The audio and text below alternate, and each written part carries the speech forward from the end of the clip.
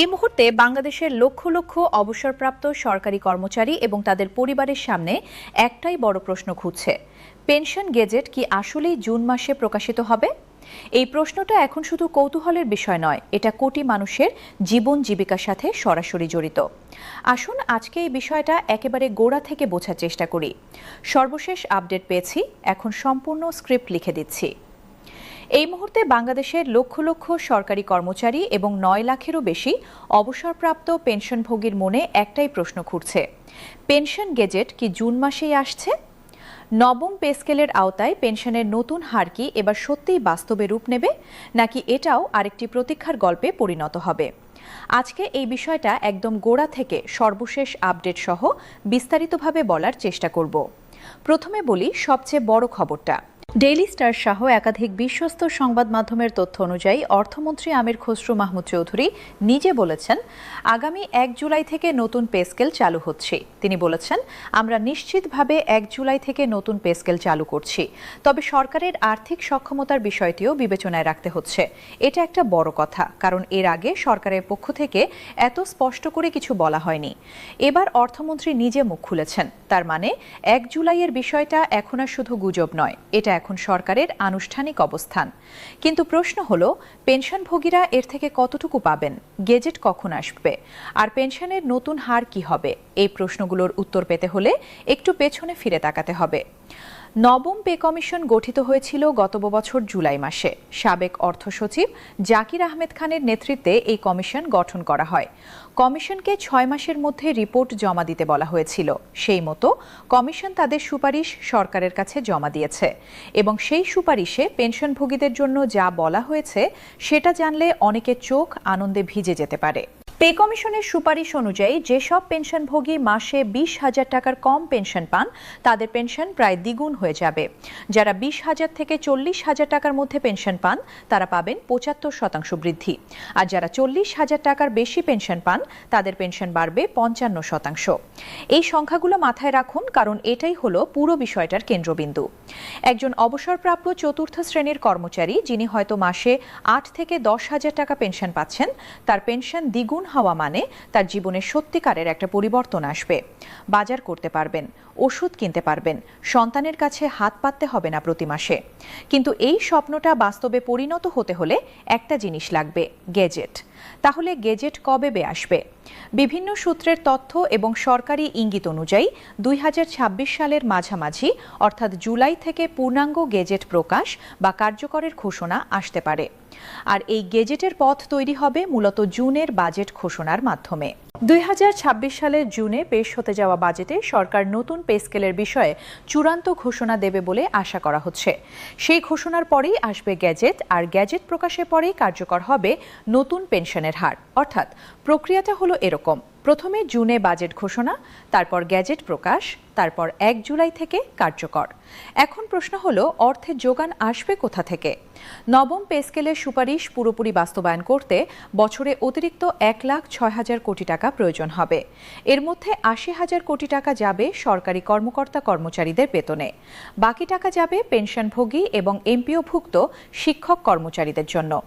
এই বিশাল অঙ্কের কথা মাথায় রেখেই সরকার একটা পরিকল্পনা করেছে। আগামী অর্থবছরের বাজেটে নতুন পে স্কেলের আংশিক বাস্তবায়নের জন্য প্রায় 35,000 কোটি টাকা বরাদ্দ রাখা হতে পারে। 35,000 কোটি টাকা, এই সংখ্যাটা ছোট নয়, কিন্তু এটা যথেষ্ট নয় পুরো পে স্কেল একবারে বাস্তবায়নের জন্য। তাই সরকার বেছে নিয়েছে ধাপে ধাপে বাস্তবায়নের পথ।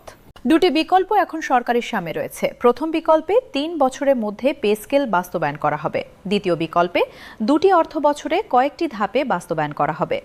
প্রথম বিকল্প অনুযায়ী আগামী অর্থ বছরে সুপারিশকৃত মূল বেতনের 50% বাড়ানো হবে এবং পরের বছর বাকি অংশ। এখন প্রশ্ন হলো, পেনশনভোগীরা এই দুটি বিকল্পের কোনটিতে কতটুকু পাবেন? যারা এখন পেনশন পাচ্ছেন তাদের জন্য মূল বিষয়টা হলো পেনশনের পুনর্গণনা। নতুন পে স্কেলে মূল বেতন যেভাবে বাড়বে সেই অনুপাতে পেনশনও বাড়বে।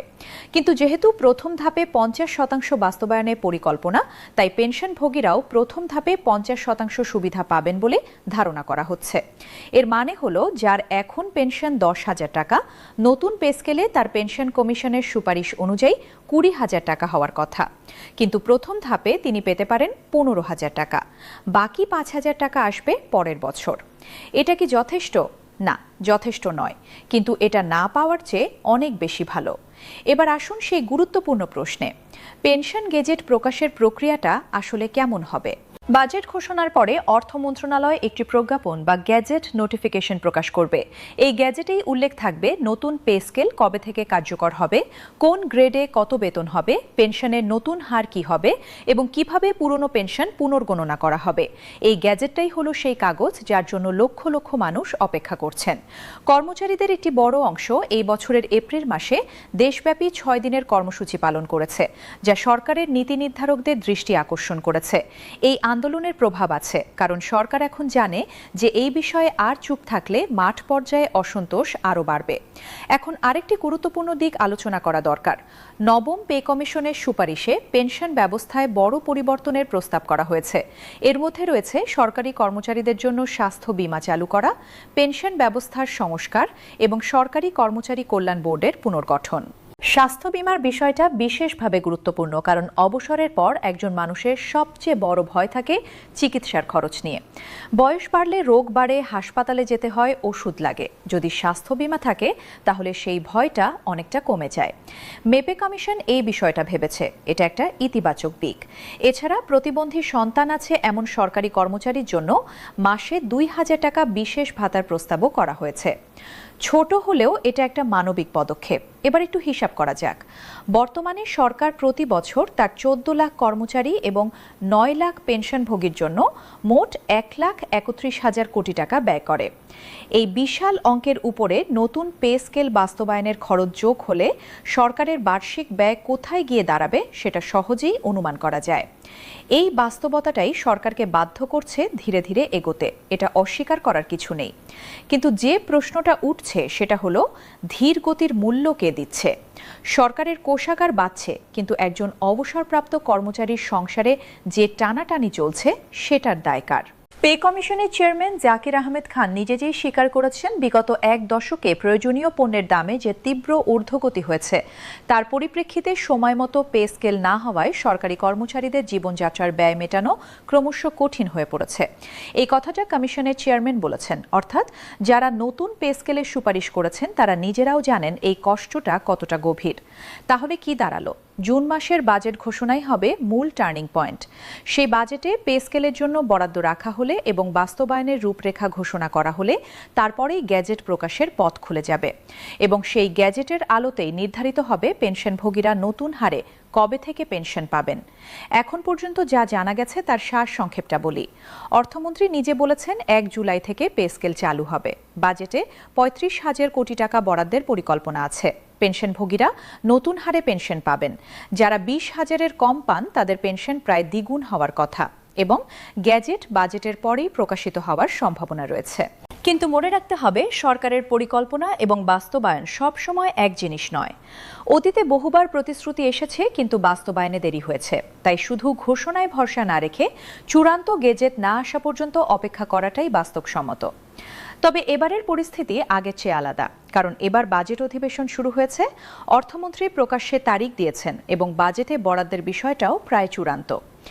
এই তিনটি বিষয় একসাথে থাকা মানে এবার অন্তত আশার আলোটা আগের চেয়ে অনেক বেশি উজ্জ্বল।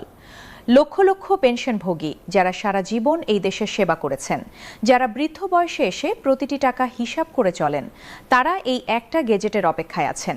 তাদের সেই অপেক্ষার শেষ কবে হবে সেই উত্তরটা এখন সরকারের হাতে, আর সেই উত্তর পাওয়ার সময় এসে গেছে। জুনের বাজেট এবং তারপরের গেজেটই বলে দেবে রাষ্ট্র কি সত্যিই তার অবসরপ্রাপ্ত কর্মীদের প্রতি তার দায় স্বীকার করতে প্রস্তুত।